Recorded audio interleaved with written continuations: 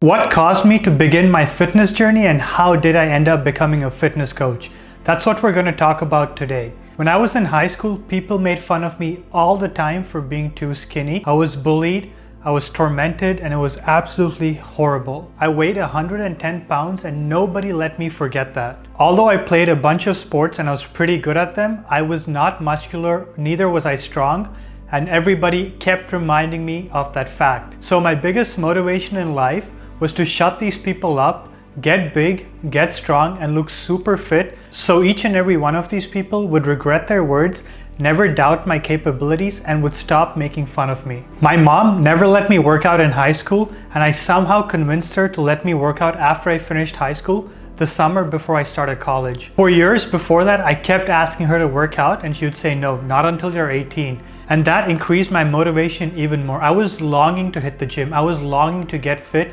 I was longing to look muscular and be strong. So the 2 months before college started, I went to the gym as much as I could, not missing a single workout and trying to focus on my nutrition. I clearly remember the first week I started working out and I got a new diet plan. We went out with my mom's friend for lunch to eat pizza. While they ordered their pizza, I was super conscious about what I was putting in my body because I wanted to do everything in my capability and my power to achieve the look I wanted. I clearly remember my mom's friend making fun of me in a very sarcastic and dry way because I wanted to eat carrots on the side and didn't want to eat a lot of pizza. I was laser focused on my goals, and that memory still lingers in my head today, 13 years later. All the doubt, all the disbelief people had in me only motivated me more. You know what they say, right? Don't let the haters get to you. In any journey you take on in life, people are always going to doubt you, people are always going to be jealous of you, and people are always going to be insecure about the result you're going to achieve. That's what causes the hate. They don't want you to succeed because it will make them look bad. Don't ever let the hate get to you. Instead, use it as motivation. We're in college now, it's 2012.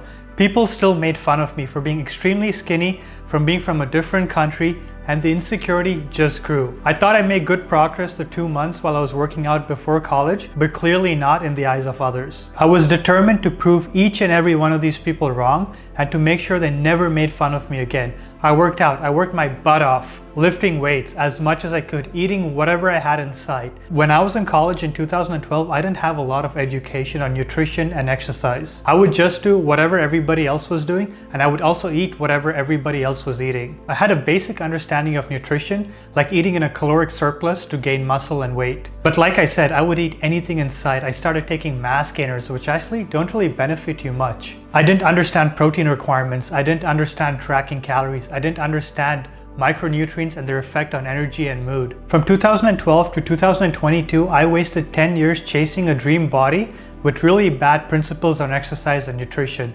Because I didn't understand what I needed to do, I did not make as much progress as I wanted. While I got bigger, I didn't really look massive or lean. I had a bit of muscle, but it wasn't anything impressive. Within those 10 years, my body fluctuated a lot. I gained muscle, I lost muscle. I gained weight, I lost weight. I went from big to skinny multiple times.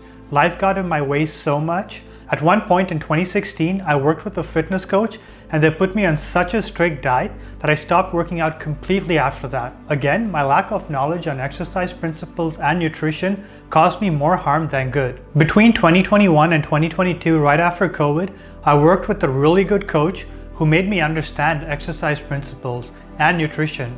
And because of that, I made so much progress. I felt better overall. I ate healthier and my diet wasn't too restrictive. So mentally, I was sharp, I was feeling happy, I was feeling like I could sustain this in the long term. While I started making good progress and I was happy overall as a person, something bad happened. I got diagnosed with a chronic disease, an autoimmune disease called ulcerative colitis. It's like Crohn's, which I'm sure you've heard of. So Crohn's basically causes ulcers through your entire digestive tract, from your mouth to your anus. Ulcerative colitis is similar but isolated only to the large intestine and rectum. So 2021, I was basically sick most of the year. I had bloody diarrhea, I was using the bathroom multiple times, and I felt terrible and weak the entire year. Even though I was making good progress in the gym and I was happy, I just could not understand what was going on with me. I just thought it was something odd. And that caused a lot of weight drop and mental fatigue that accumulated throughout the year. I got diagnosed in January 2022, and the next 10 months I was just stuck. I had no idea what to do. I was scared. I didn't know what to eat. I didn't know how to exercise, so I wasted 10 months not doing anything to my body except yoga and stretches. I also threw in a little bit of home calisthenics, but nothing to make me progress significantly. While those 10 months may have been wasted in terms of evolving my body into something better, they were not wasted in terms of knowledge. Because I was so scared, I researched a lot on nutrition, a lot on exercise, and I did so for the next couple of years too, until I was satisfied and happy about what I needed to do in order to progress given this autoimmune disease. Between January and October, the medicine the doctor prescribed me was working. I felt better, I didn't have any symptoms anymore, but October or November I got sick again, and it's called a flare. And I was between flares and remission multiple times for the next 2 years. However, that didn't stop me from working out. I went from 155 pounds to 208 pounds, and then I cut back to 180 for my wedding in 2024.